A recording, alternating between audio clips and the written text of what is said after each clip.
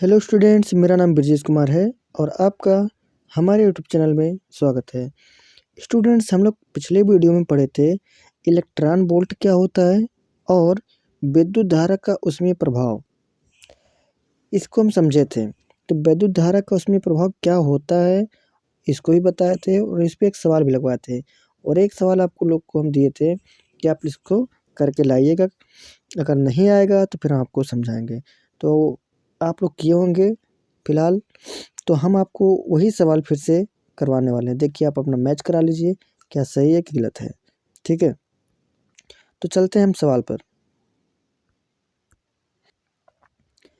देखिए स्टूडेंट्स, हमने बताया था ये सवाल आपके पास हम लोग सेंड किए थे कि मतलब आप इसको करके लाइएगा। लेकिन लिखा है कि विद्युत चालक में 3.75 गुणे 10⁻20 इलेक्ट्रॉन प्रति मिनट में बह रहे हैं। उस चालक में बहने वाली विद्युत धारा की गणना कीजिए। एक इलेक्ट्रॉन पर आवेश 1.6 गुणे 10⁻−19 कूलाम है। क्या क्या चीज़ दिया है यहाँ पे? इलेक्ट्रॉन की संख्या दे दिया है भाई। क्या दे दिया है? इलेक्ट्रॉनों की संख्या। देखिए यहाँ पे इलेक्ट्रॉनों की संख्या दिया है 3.75 और गुणे 10⁻23 इलेक्ट्रॉन। तो इलेक्ट्रॉनों की संख्या हो गया है और कितने सेकंड बह रही है? प्रति मिनट, मतलब 1 मिनट में इतने इलेक्ट्रॉन बह रहे हैं। ठीक है, तो कह रहे हैं उस चालक में बहने वाली विद्युत धारा की गणना कीजिए। तो कितना विद्युत धारा बह रही है? अगर आवेश का वैल्यू दे दिया जाए 1.6 गुणे 10⁻19, तो क्या हो रहा है? देखिए, क्यू जो एन का मान दिया है इतना दे दिया है। कितने समय में? 1 मिनट में। और 1 मिनट में कितने सेकंड होते हैं? 60 सेकंड। तो आई पूछ रहा है जहाँ पे हमको ई का वैल्यू दे दिया गया है। ठीक है, तो हमको मुस्कुराते हुए एक वैल्यू प्राप्त है क्यू बराबर एन ई। क्यू बराबर क्या होता है? N E. क्यू का मान दिया है तो रख देंगे। ठीक है, क्यू का मान दिया है तो रख देंगे। अब आगे देखिए, यहाँ पे क्यू बराबर कितना दिया है? क्यू बराबर, देखिए एन का मान तो हमें प्राप्त है पहले से ही। एन बराबर क्या है? देखिए एन बराबर है 3.7 गुणे 10⁻20 और ई का मान होता है 1.6 गुणे 10⁻−19। इन दोनों का जब गुणा कराएंगे तो आएगा 6 और 0.30 आएगा। यहाँ पे 20, देखिए हर यहाँ पे मतलब यहाँ पे जो इसका बेस है 10, यहाँ पे बेस 10 है। तो जब बेस 10 होता है मतलब सेम होता है, पावर अलग अलग होता है और गुणे में है, तो वहाँ पे पावर क्या हो जाता है? घट जाता है। मतलब जुड़ता है लेकिन यहाँ पे क्या है? माइनस है, तो इसकी वजह से घट जाएगा। तो केवल एक सिंगल पावर बचेगा।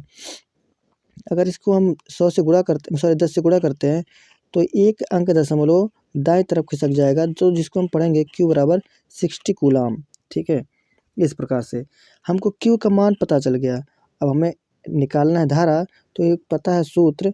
देखिए क्यू बराबर होता है आई टी, तो आई को यहीं छोड़ देंगे।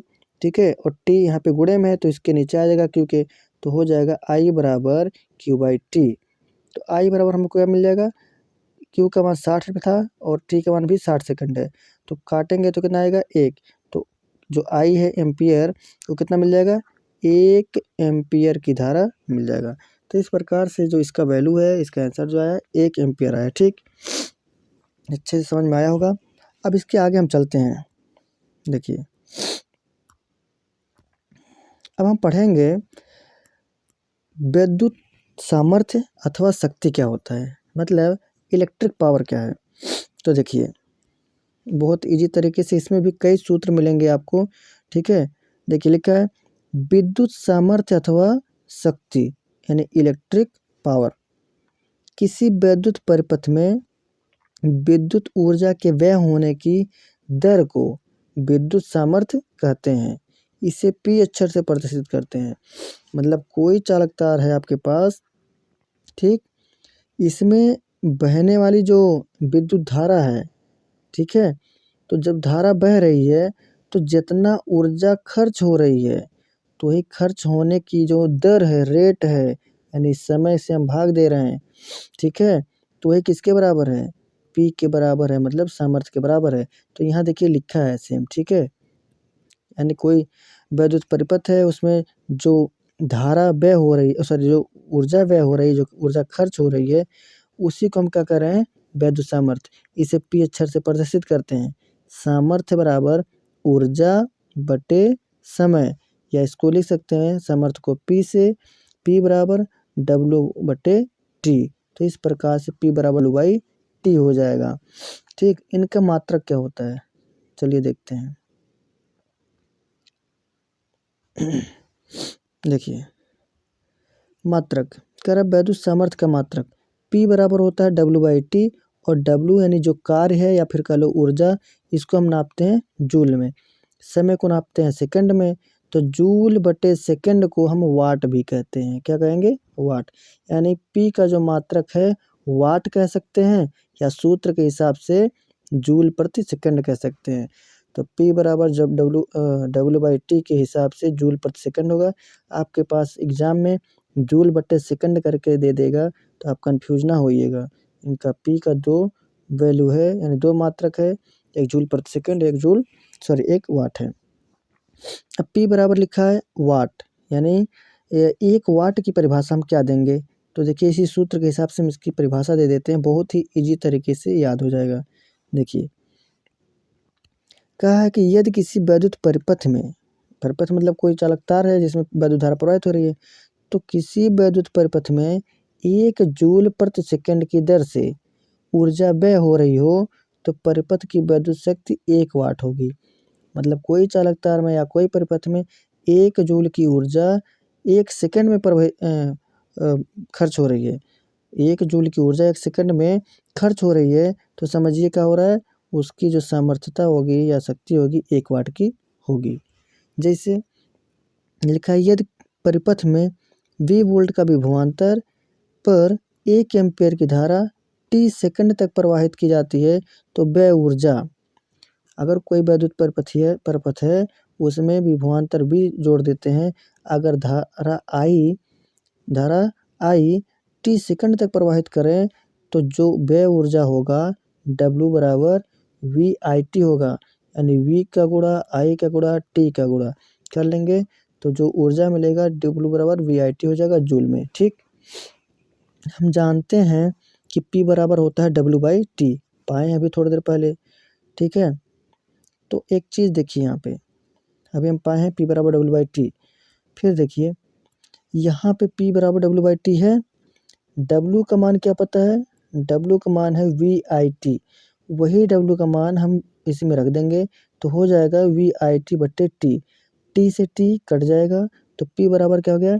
VI वाट, यानी समीकरण 1 बन गया। ठीक, फिर देखिए मुस्कुराते हुए हम जानते हैं कि ओम के नियम से V बराबर IR, ओम का नियम है V बराबर IR। तो ये कैसे पाए थे हम? R बराबर पाए थे V/I। ठीक है, तो जब हमको V की ज़रूरत है तो V को यहीं छोड़ देंगे और I इसके साथ में गुणा हो जाएगा, यानी V बराबर IR हो जाएगा। ठीक, यहाँ से तो अब देखिए क्या हो गया, V बराबर IR, हम V बराबर IR में ये वैल्यू रख देंगे, V का वैल्यू रख देंगे। तो देखिए P बराबर जहाँ पे हमको V लिखा था वहाँ पे हम रख दिए IR, तो V बराबर IR हो गया, और इंटू पहले से I था, तो I का गुणा I में होगा तो I स्क्वायर और इंटू R, यानी P बराबर I²R, ये समीकरण 2 बन गया। ठीक, फिर देखिए समीकरण 1 में I बराबर V/R रखने पर जो हमारा समीकरण 1 यहाँ पे बना था, ठीक है, समीकरण 1 कहाँ गया? ये देखिए समीकरण 1 में, हाँ समीकरण 1 में क्या रखना है? V बराबर I बराबर V/R रखना है। देखिए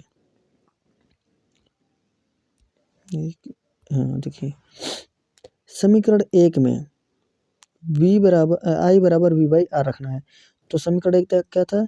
P बराबर VI था, तो हम P बराबर रखेंगे V और I के जगह पे V/R रखेंगे, तो V/R हो गया, यानी V का गुणा V में होगा तो हो जाएगा V² और बटे R, यानी P बराबर V²/R वाट। ये बन गया समीकरण 3। ठीक है, देखिए सूत्र से सूत्र पा रहे हैं हम। अब चलते हैं इसके आगे।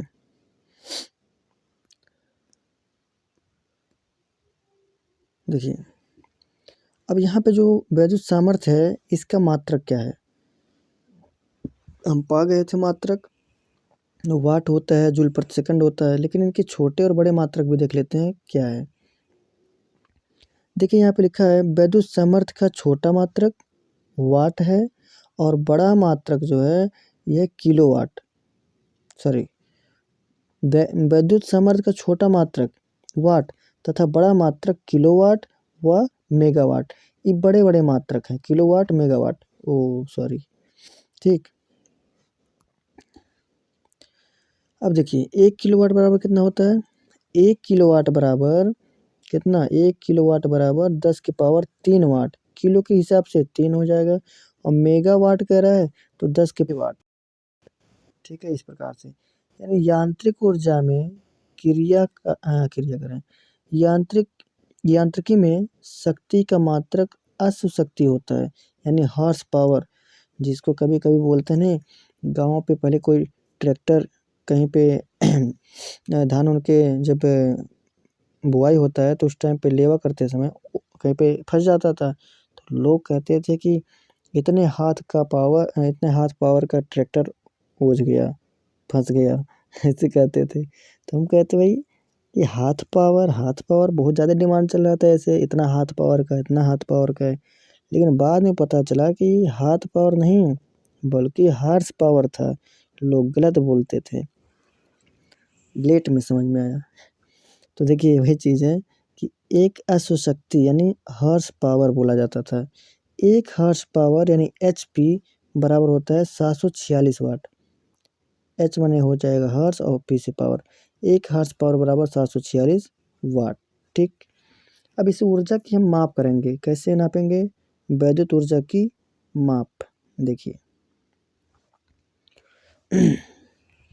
देखिए यहाँ लिखा गया है वैद्युत ऊर्जा की माप यानी measurement of electric energy, kilowatt.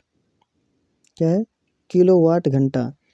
लिखा गया है 1 किलोवाट घंटा अथवा 1 यूनिट, यानी 1 किलोवाट घंटा को ही 1 यूनिट कहते हैं। अब देखिए 1 किलोवाट घंटा अथवा 1 यूनिट वैद्युत ऊर्जा की वह मात्रा है जो किसी परिपथ में यानी कोई चालक तार में 1 घंटे में खर्च होती है। कह रहा है 1 किलोवाट घंटा अथवा 1 यूनिट जो है वैद्युत ऊर्जा की वह माप है जो किसी परिपथ में 1 घंटे में खर्च होता है या व्यय होता है, जबकि कंडीशन दिया है जबकि 1 किलोवाट की विद्युत शक्ति हो। उस परिपथ में क्या होना चाहिए? 1 किलोवाट की विद्युत शक्ति होना चाहिए। इसीलिए देखिए 1 किलोवाट घंटा बराबर 1 किलोवाट गुणे 1 घंटा। अब आगे इसी चीज़ को हम यहाँ पे स्पष्ट करेंगे। देखिए